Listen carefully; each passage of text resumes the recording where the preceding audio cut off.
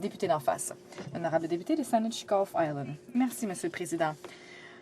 Je prends la parole aujourd'hui pour revenir sur une question que j'avais posée au ministre de l'Environnement le 21 septembre. Il s'agit de la question de la surveillance de l'ozone et des compressions qui avaient été effectuées dans le personnel responsable de cette activité.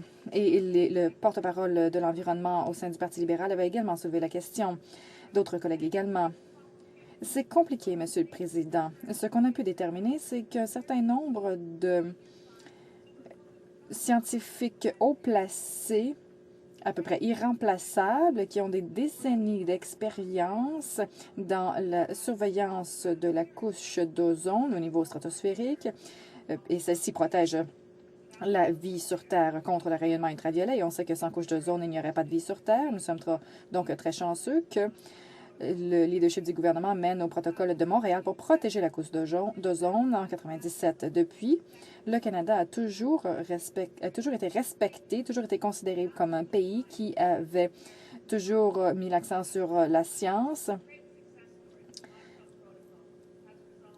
Et c'est donc un exemple de réussite, une histoire de réussite parce que grâce au protocole de Montréal, d'autres pays ont pu réduire leur incidence sur l'environnement également.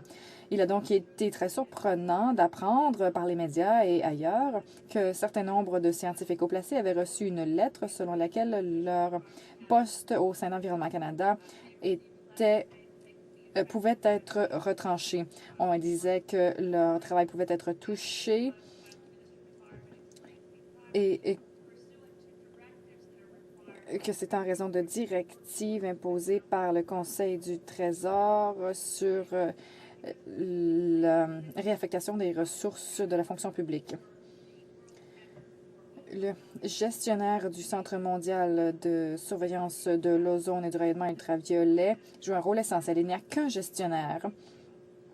Et cette personne a reçu une lettre la prévenant qu'elle pourrait être mise à pied.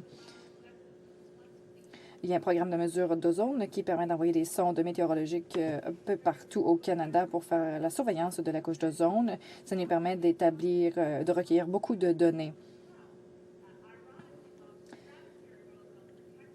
L'ozone stratosphérique protège la vie sur Terre, mais l'ozone au niveau du sol est un polluant. Et donc, en faisant le suivi de l'ozone près de l'écorce terrestre, on peut mesurer les polluants.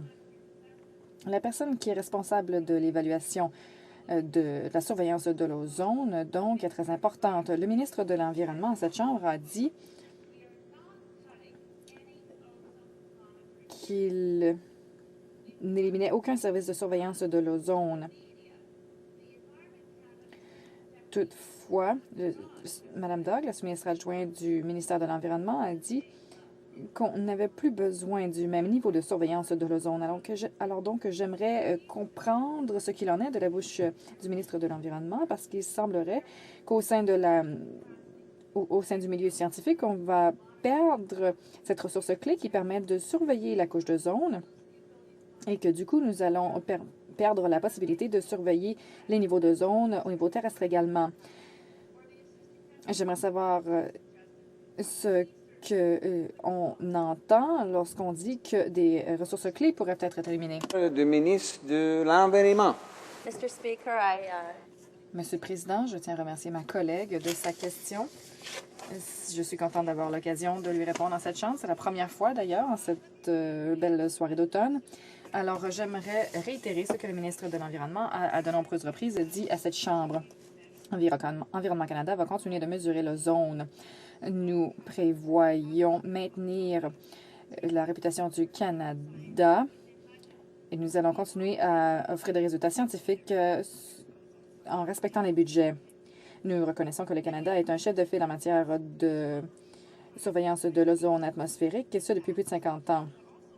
En fait, le nombre des grandes technologies utilisées de nos jours ont été inventées par les Canadiens. Et nous faisons depuis longtemps des observations dans l'Arctique et à Resolute B, où on mesure l'ozone depuis 1966. En ce moment, Environnement Canada utilise deux différentes méthodes pour mesurer l'ozone. Le réseau Brewer et, comme la députée d'en face l'a signalé, le réseau Ozone Sonde. Toutefois, comme la députée d'en face le sait, la technologie et les méthodes de mesure changent et s'améliorent au fil du temps.